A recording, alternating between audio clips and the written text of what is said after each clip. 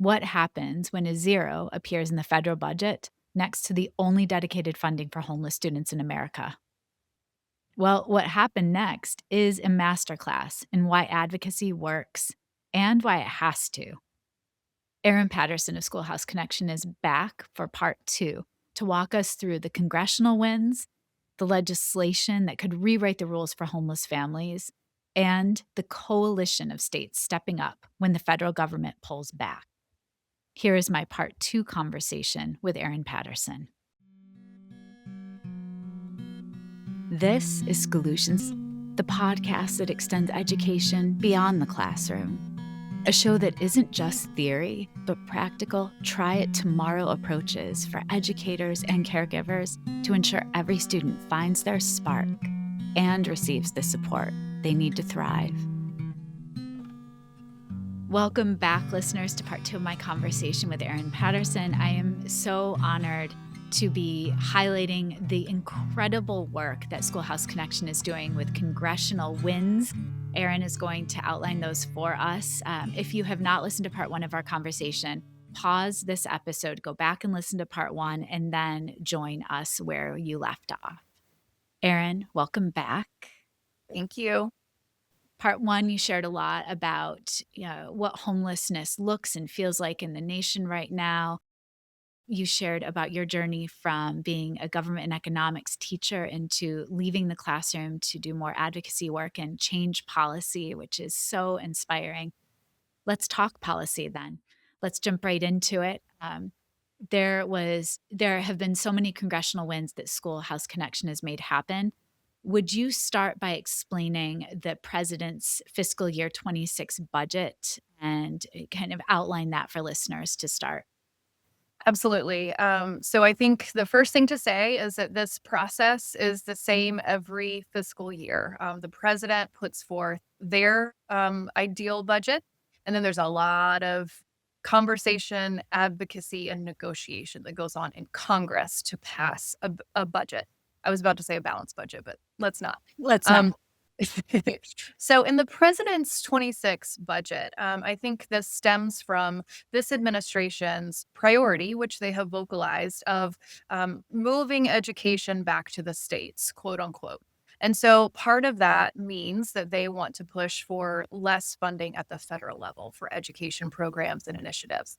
And we saw that certainly come through in the president's budget request. He zeroed out funding for the Education for Homeless Children and Youth program, which is the homeless education funding that goes to states and school districts. That was previously funded at $129 million and would have impacted about a quarter of school districts across the country, not to mention the 1.3 million homeless students who are enrolled in our public schools. So needless to say, when Schoolhouse saw the zero next to our program, we mobilized, and we knew that this was a non-starter for everyone in the field who works with homeless children and youth. And I will say the silver lining in all of this is that homeless education is still a bipartisan issue, or our executive director now even says tri-partisan because we have independents in the mix. And so still, it's important to make the case and to be very clear about why this is critical. So Schoolhouse Connection has a very strong, deep bench of homeless education liaisons across the country who not only look to us for practical assistance for implementing the program, but also in return share their experiences with us. And because they know we have such a strong federal policy advocacy arm, we often get a lot of unsolicited stories from liaisons across the country saying, I keep running into this barrier. If only policy would do this, or if only we have funding for this, or if only we were allowed to spend money on this. And so and I have to give huge credit to our federal policy team. Our executive director, Barbara Duffield, leads our federal policy advocacy efforts. She is a force on the Hill. And our federal policy senior manager, TJ Lucas, just does tremendous work making all of this happen. And so they mobilized a little more than 100 homeless education liaisons across the country. And the beautiful thing about this is sometimes school district staff are wary or even not allowed to talk to federal policymakers because it could be seen as lobbying. But because of our nonprofit status, because of a number of things, all we do is share information with policymakers. And that information is nonpartisan, it is not politically biased, it is simply sharing the real world in the field and strategically in these lawmakers' districts at home. So, for a South Carolina senator, for example, to hear that school districts in his state have hundreds of homeless students who are now at risk of losing dedicated support, that really makes a difference. And to hear that actually there's not a lot of staff who are funded through this money. It's usually one person wearing multiple hats trying to make a difference with limited funds. It just went a long way. And so the victory for us was that that $129 million was preserved. And to say that you have level funding from one year to the next, that is a huge win in this climate. So it was preserved, 0 to then it was put back into the budget. Yes. And so, Erin, let's pause there then because it speaks to not giving up and the idea of mobilizing for good.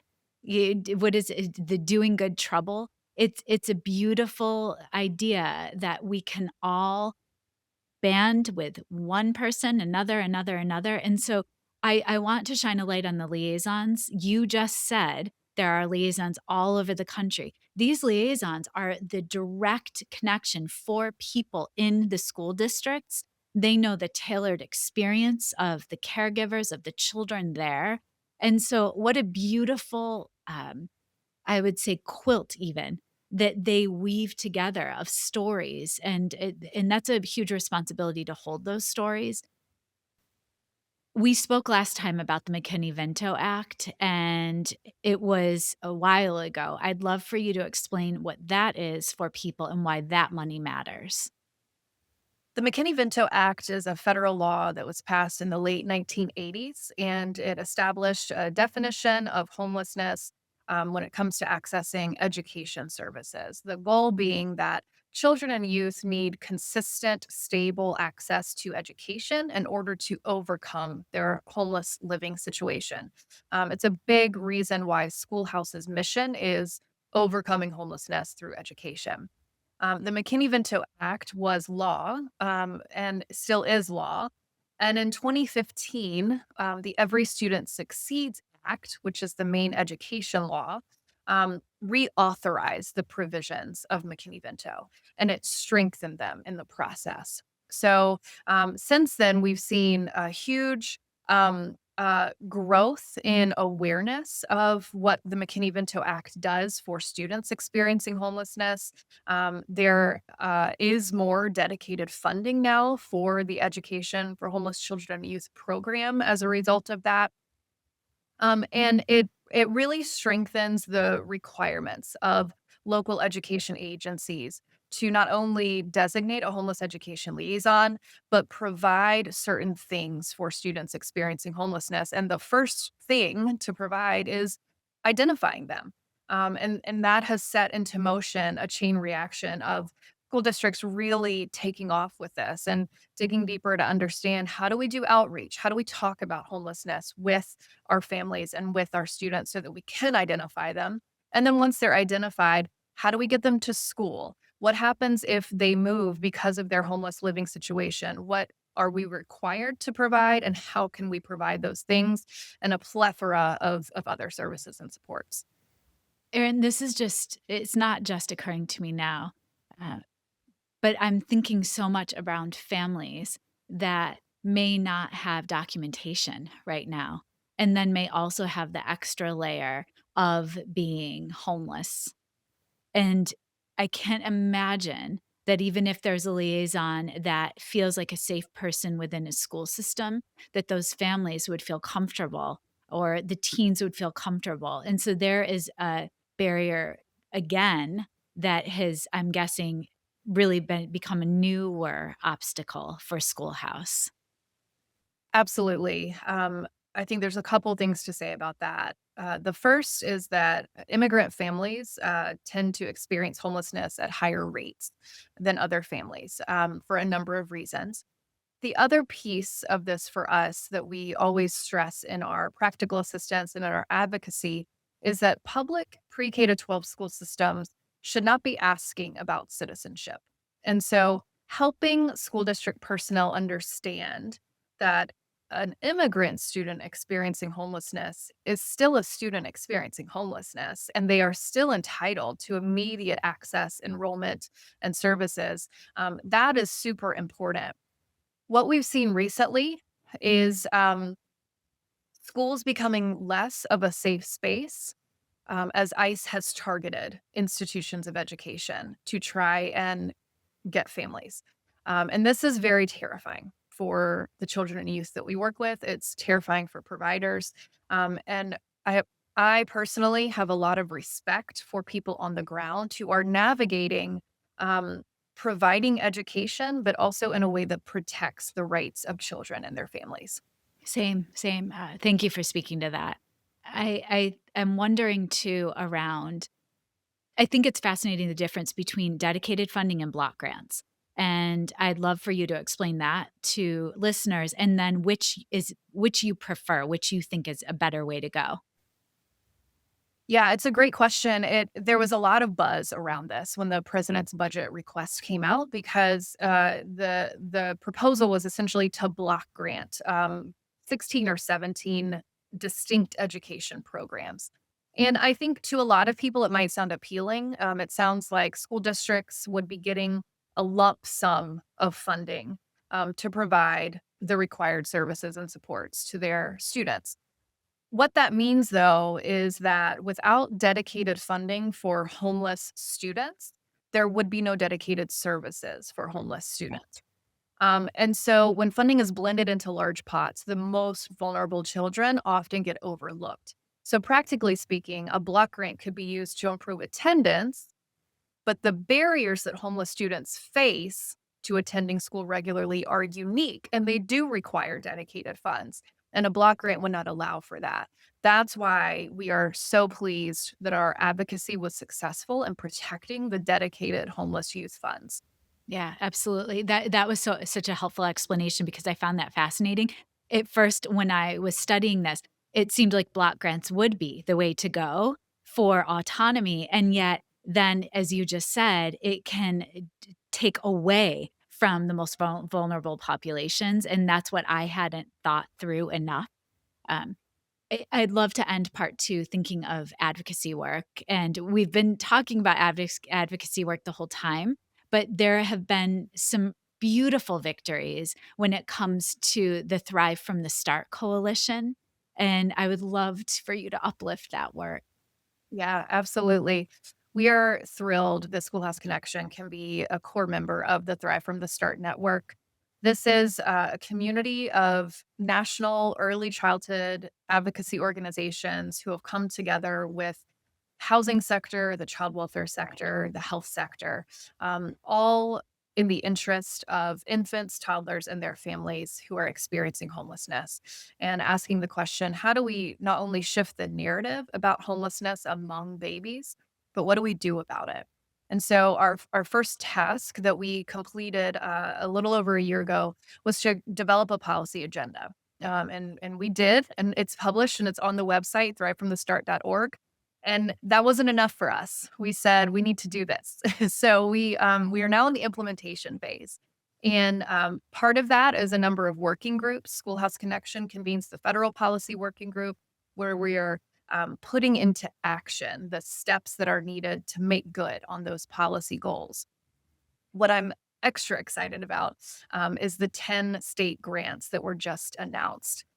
We are able to grant and support with technical assistance 10 state coalitions who have committed to making progress on infant, toddler, and family homelessness in their states. And to me, the beautiful thing about this is that it is not a one size fits all grant opportunity. We ask them to submit their ideas and their applications, their impact measures, I am also very proud to say we received applications from 48 states, which I think just goes to show not only the energy around this, but people see it. People see that homelessness is everywhere and they want to do something about it. And so we'll be working with those states over the next 18 months or so to develop action plans to take steps towards realizing those goals that they've set for themselves. So then, Erin, let's wrap the conversation. I'd love for you to speak to the Homeless Children and Youth Act and what's going on with that right now. It's a great question. The Homeless Children and Youth Act, or HCYA as it's known, is our signature piece of legislation at Schoolhouse Connection. It's our number one federal policy advocacy priority. What it would do is align the federal definitions of homelessness. So, back in part one, where we started with those different definitions that often exclude families with children from housing services, the Homeless Children and Youth Act would align definitions to the McKinney-Vento Act so that the federal definition of homelessness would be more broad and include families and children staying in motels, those sharing the housing of others. And in doing so, that means that they would also be eligible for housing assistance, that they are currently not. So that is something we are proud to advocate for. Each congressional term, we tend to add a few more co-sponsors. And so that's kind of the name of the game right now, is continuing to inform members of Congress and their staff about why this is important, the prevalence of homelessness among children and youth, and how and why they are left out of critical services.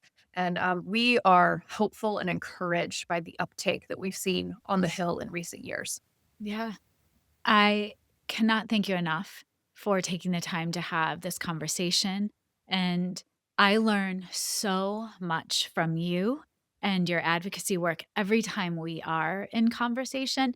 I will make sure to tuck links in the show notes to all of the different resources that you've mentioned. If we do want to take this advocacy work on with you and stand alongside, is it best that we reach out through Schoolhouse Connection, or is there another way to get in touch? Absolutely. Our advocacy page on our website has a form where you can sign up, and that will direct you to TJ and Barbara, who do our federal policy advocacy. It will help get you plugged in whatever way is best and most suitable for you. I know some people like to stay behind the scenes; others are ready to go to Congress and talk to their senators and representatives. And it'll also keep you informed. We try not to bombard people with e-newsletters. We do an e-blast about once a week, but it'll keep you informed. We have a federal policy tracker right now because there's just so much happening, and that is updated at least once a week. So encourage folks to take a look at that. The other thing I would say is take a look at our data tools on our website. Sometimes advocacy is just knowing your numbers. And I think people would be surprised if they looked up their county or their school district on our homeless children and youth data map to see just how prevalent homelessness is.